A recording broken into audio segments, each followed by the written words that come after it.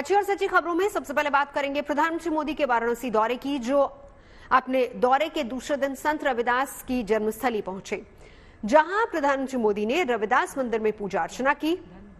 साथ ही साथ वहां संत रविदास की एक भव्य प्रतिमा का अनावरण और संत के नाम से एक संग्रहालय का शिलान्यास भी किया। खास बात यह है कि आज महान समाज सुधारक संत रविदास जी की 647वीं जयंती है, जिन्होंने लोगों को बिना भेदभाव के आपस में प्रेम करने की शिक्षा दी और इसी तरह से वो भक्ति के मार्ग पर चलकर संत रविदास कहलाए।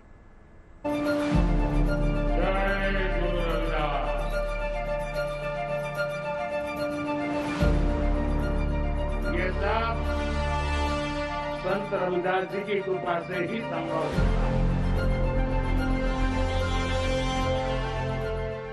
वाराणसी से जैसे आध्यात्म और भक्ति जुड़ी है, वैसे ही संत रविदास का नाम भी जुड़ा है। मौका था उनकी जयंती का, जो इसलिए और खास हो गया क्योंकि प्रधानमंत्री उनकी जन्मस्थली पहुंचे, जहां उनकी इस भव्य प्रतिमा का लोकार्पण किया गया। 25 फीट ऊंची संत रविदास की ये प्रतिमा सीर गोवर्धन में ही लगाई गई है। लगे हाथ यहाँ पर संत रविदास के एक संग्रहालय का शिलान्यास भी प्रधानमंत्री ने अपने हाथों से किया। इस मौके पर प्रधानमंत्री ने रविदास मंदिर में पूजा की और प्रसाद भी चखा।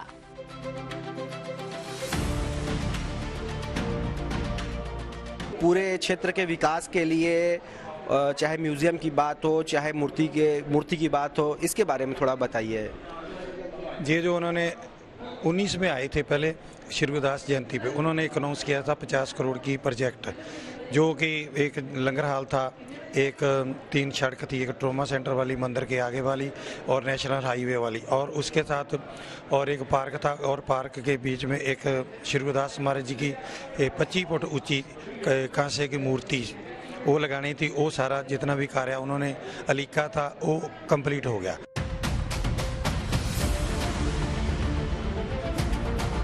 संत रविदास समाज सुधारक के साथ साथ बड़े भक्ति कवियों में शुमार थे। उनके रचे हुए दोहों को सिख गुरुओं ने अपने ग्रंथों में स्थान दिया है।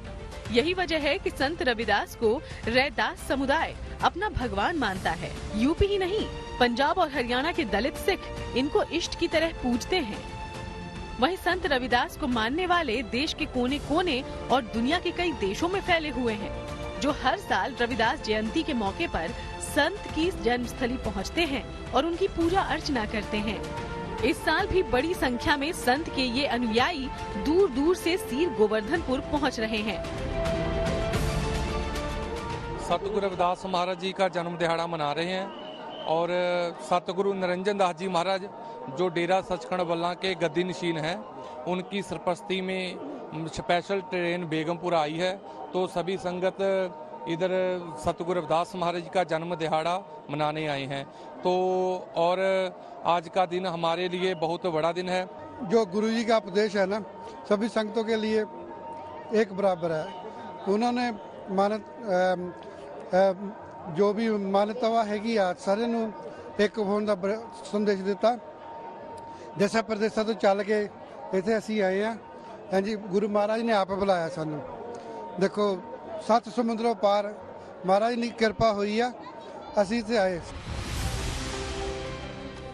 आज के दौर में जब देश में जात पात की राजनीति जोर शोर से हो रही है, ऐसे में समाज से ऊंच नीच और जात पात की खाई को मिटाने के लिए संत रविदास के बताए उपदेश काफी अहम हो जाते हैं।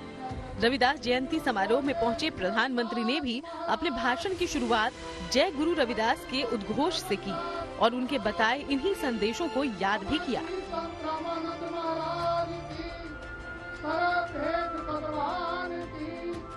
मुझे भी रविदास जी बार बार अपनी जन्मभूमि पर बुलाते हैं। मुझे उनके संकल्पों को आगे बढ़ाने का मौका मिलता है। उनके लाखों अनुयायियों की सेवा का अवसर मिलता है। गुरु के जन्म तीर्थ पर उनके सब अनुयायियों की सेवा करना मेरे लिए किसी सौभाग्य से कम नहीं है। रविदास जी ने समाज को आजादी का महत्व भी बताया था और सामाजिक विभाजन को भी पाटने का काम किया। ऊंच नीच, छुआछूत, भेदभाव, इस सब के खिलाफ। और वाराणसी के दौरे पर प्रधानमंत्री नरेंद्र मोदी आज कई कार्यक्रमों में शामिल हुए और इस दौरान वो वाराणसी की जनता से रोड शो के जरिए मिले भी। पहले जब प्रधानमंत्री रविदास मंदिर गए तो पूरे रास्ते जनता प्रधानमंत्री के स्वागत में खड़ी नजर आई। यहां तक कि सड़क के दोनों ओर मौजूद मकानों की छतों पर भी लोग प्रधानमंत्री का स्वागत करते नजर आए। और इसके बाद जब प्रधानमंत्री बनास काशी संकुल के लोकार्पण कार्यक्रम में पहुंचे तो वहां भी खुली गाड़ी में जनता के बीच पहुंचे। इस दौरान कार्यक्रम में आई जनता ने फूल बरसाकर उनका स्वागत किया। प्रधानमंत्री ने भी हाथ हिलाकर और कभी हाथ जोड़कर जनता का अभिवादन किया। इस दौरान पीएम के साथ गाड़ी में मुख्यमंत्री योगी आदित्यनाथ भी मौजूद रहे। और वाराणसी के बाद अब आपको मुंबई लिए चलते हैं, जहां पर आज बुलेट ट्रेन प्रोजेक्ट के लिए देश के सबसे लंबे अंडरग्राउंड टनल के निर्माण का काम शुरू हो गया है। 21 किलोमीटर लंबी इस सुरंग को बनाने के लिए विक्रोली, बीकेसी और शीलफाटा में ब्लास्टिंग की गई और इस दौरान वहां केंद्रीय मंत्री अश्विनी वैष्णव भी मौजूद रहे।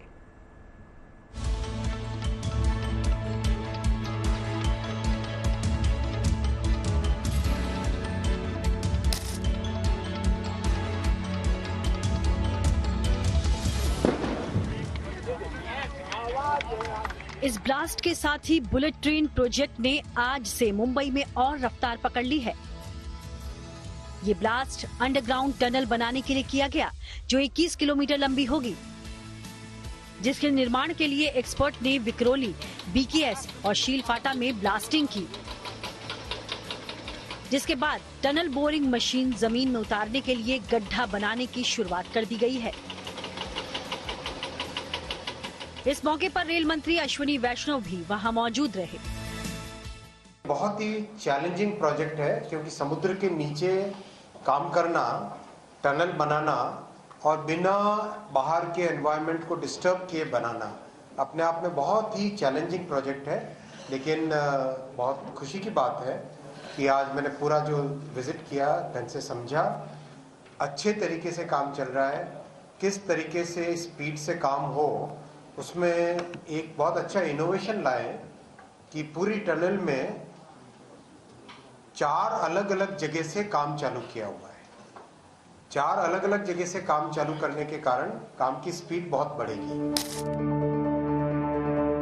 अहमदाबाद से मुंबई तक दौड़ने वाली देश की पहली बुलेट ट्रेन ठाणे के शीलफाटा तक तो एलिवेटेड यानी जमीन के ऊपर दौड़ेगी, जबकि शीलफाटा से बीकेसी तक जमीन के नीचे यानी सुरंग से होकर गुजरेगी।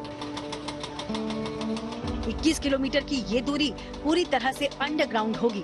उसमें भी 7 किलोमीटर का हिस्सा समंदर के नीचे होगा, यानी देश में पहली बार समुद्र के नीचे से कोई ट्रेन दौड़ेगी, वो भी 350 किलोमीटर प्रति घंटा की रफ्तार से। मुंबई का विक्रोली इलाका जो कि इस बुलेट ट्रेन की राह में सबसे महत्वपूर्ण किरदार निभाएगा, क्योंकि मुंबई सेक्शन के विक्रोली एरिया में 21 किलोमीटर अंदर जमीन के अंडरग्राउंड टनल बनाई जाएगी। इस टनल की सबसे महत्वपूर्ण और खास बात ये होगी कि ये देश की सबसे लंबी अंडरग्राउंड टनल होगी और उसके साथ साथ 7 किलोमीटर पानी के अंदर से ये टनल जाएगी। जब लोग इस बुलेट ट्रेन से यात्रा करेंगे तो उनके लिए एक अलग अनुभव होगा और तेजी से वो गुजरात से मुंबई तक का सफर भी तय कर पाएंगे।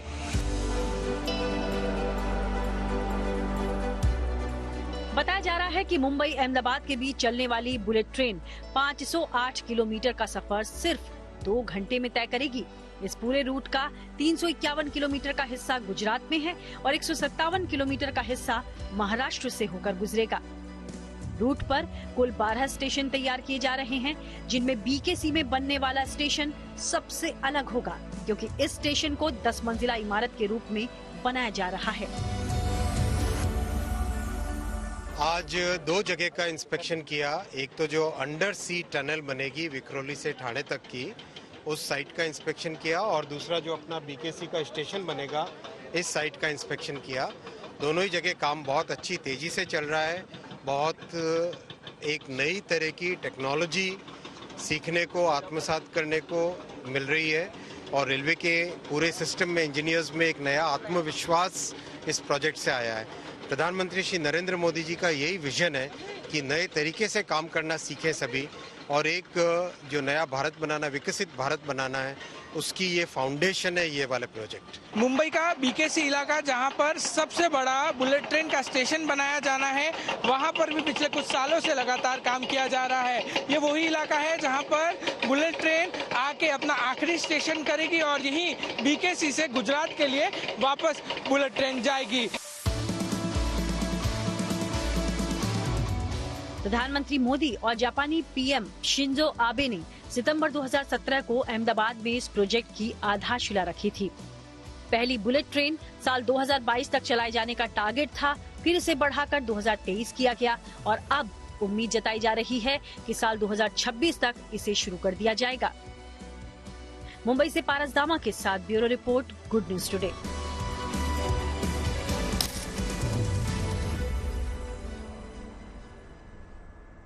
अच्छी और सच्ची खबरों में आगे बढ़ते हैं और अब बात बच्चों को ईमानदारी का पाठ पढ़ाने वाली एक मुहिम की।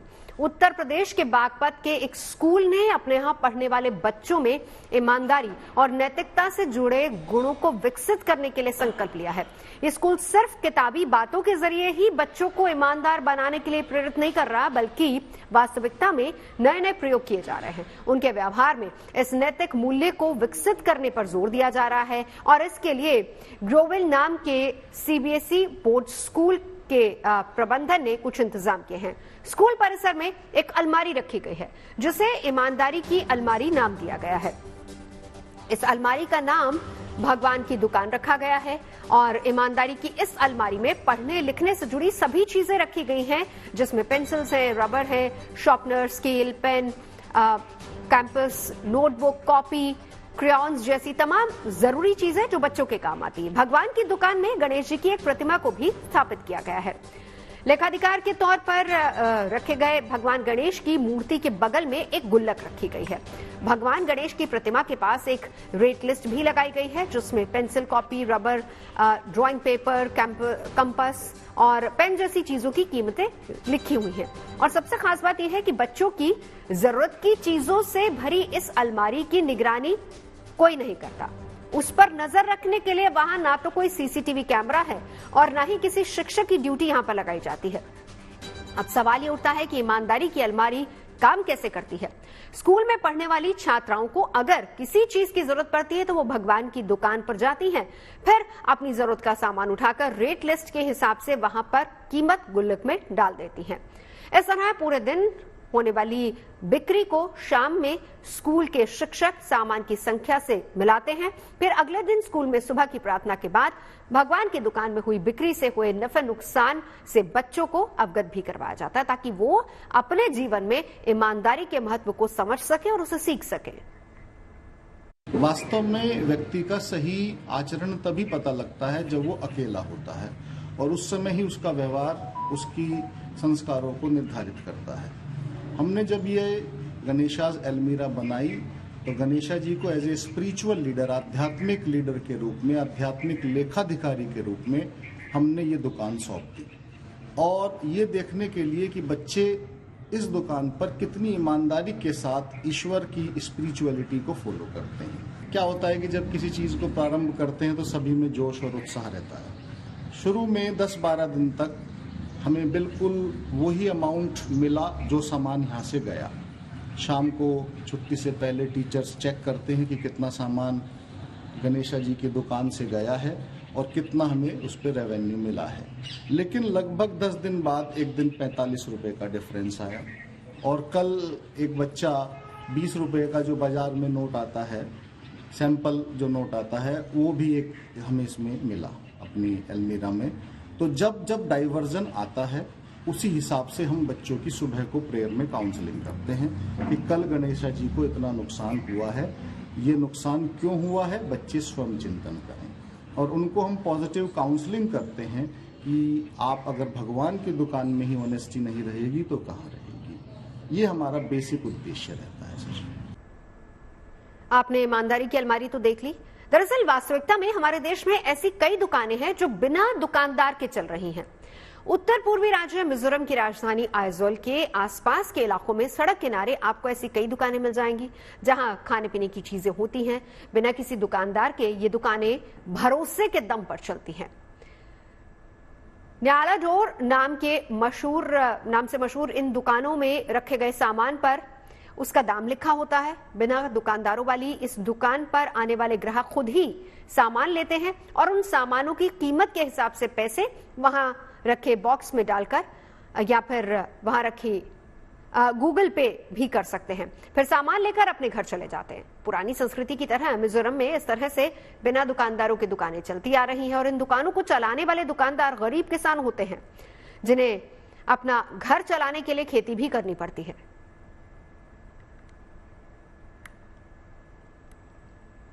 हमारे देश की ही तरह न्यूजीलैंड में भी आपको बिना दुकानदारों के दुकानें नजर आ जाएंगी, जहां दुकानों पर किसान अपनी फसल यानी कि फल और सब्जियों को रख देते हैं। ये दुकानें भी सुनसान जगहों पर होती हैं जहां पर आपको कोई नजर नहीं आएगा।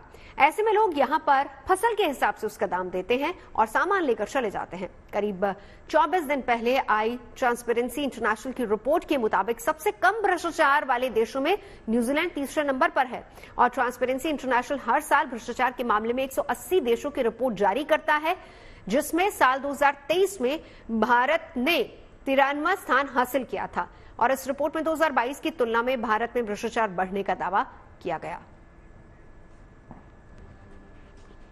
हमारे देश में आपको ऐसे कई उदाहरण मिल जाएंगे जिससे यह पता चलता है कि लोगों ने ईमानदारी के गुणों को अपने जीवन में अपनाया हुआ है। कुछ महीने पहले चंडीगढ़ में एक ऐसी लाइब्रेरी के खुलने की बात सामने आई थी जो कभी बंद नहीं होती। 24 घंटे खुली रहने वाली इस लाइब्रेरी पर कभी ताला नहीं लगता। इस वजह से पुस्तकालय का नाम लाइब्रेरी ऑफ ऑनेस्टी रखा गया है। ज्ञान बढ़ाने के अलावा इस लाइब्रेरी को खोलने का मकसद यहां आने वाले लोगों की ईमानदारी को भी परखना है। बिना कोई डिपॉजिट या फिर खरीदे हुए लोग पढ़ने के लिए अपनी मनपसंद किताब अपने घर भी ले जा सकते हैं। पढ़ने के बाद 10 में से 7 लोग पूरी ईमानदारी के साथ किताब को लौटाने भी आते हैं ताकि जरूरतमंद बच्चे और युवक उन्हें पढ़ सके और उन किताबों की मदद से जिंदगी में ऊंचाइयां छू सके। देखिए, लाइब्रेरी ऑफ ऑनेस्टी नाम से ही सीधा आपको लगता है कि एक ईमानदारी की लाइब्रेरी है जहाँ से कोई भी व्यक्ति आए और इस लाइब्रेरी से, जिसमें कोई ताला नहीं है, 24 घंटे कोई ताला नहीं होता, अपनी मनपसंद किताब यहाँ से लेके जाए और पढ़ने के बाद इसको वापस कर दे। ये सारी जो डिटेल है इसके ऊपर हमने लिखी हुई है और ये जो सारी किताबें हैं ये लोगों की पढ़ी हुई किताबें हैं, यानी कोई नई किताब नहीं है। हम एक थीम के ऊपर काम करते हैं। थीम है स्क्रैप टू एजुकेशन। स्क्रैप की हम बात करें तो आपकी पढ़ी हुई किताबें हैं, आपका इस्तेमाल किया हुआ स्टेशनरी का सामान है। जब आप उसको इस्तेमाल कर लेते हैं, आप आगे की क्लास में चले जाते हैं, तो 1 या 2 साल बाद हम क्या करते हैं कि वो सारी किताबें रद्दी का जरिया बनती हैं। तो वो आम लोगों के लिए फ्री में है। ये छोटी छोटी लाइब्रेरी हैं, 70 से 80 किताब आती हैं, तो हमने पब्लिक प्लेसेस में लगाते हैं। इसमें लोगों को अवेयर करते हैं और साथ में ये किताब डोनेट भी कर सकते हो। इसके नीचे आप देखोगे बॉक्स है, इसमें अपनी पढ़ी हुई किताबें डोनेट कर सकते हो, स्टेशनरी का सामान डोनेट कर सकते हो। और बात करें इसके रिजल्ट का, तो इसका बेहतरीन रिजल्ट है। लोग इसको बहुत अच्छा अप्रिशिएट कर रहे हैं क्योंकि लोगों को भी किताबें पढ़ने के लिए पैसे खर्च भी नहीं हो रहे, उन्होंने उनकी किताबों को नया घर भी मिल रहा है। साथ में वो एक कोच से भी जुड़े हुए हैं, भी उनकी किताबें डायरेक्ट वे से नहीं तो इनडायरेक्ट वे से ऐसे लोगों की मदद कर रहे हैं जिनको सख्त जरूरत है किताबों की। खबरें सच्ची होनी चाहिए, अच्छी खुद ब खुद लगती हैं। Navjot Randhawa signing off. आप सुनते रहिए गुड न्यूज और देखते रहिए गुड न्यूज टुडे।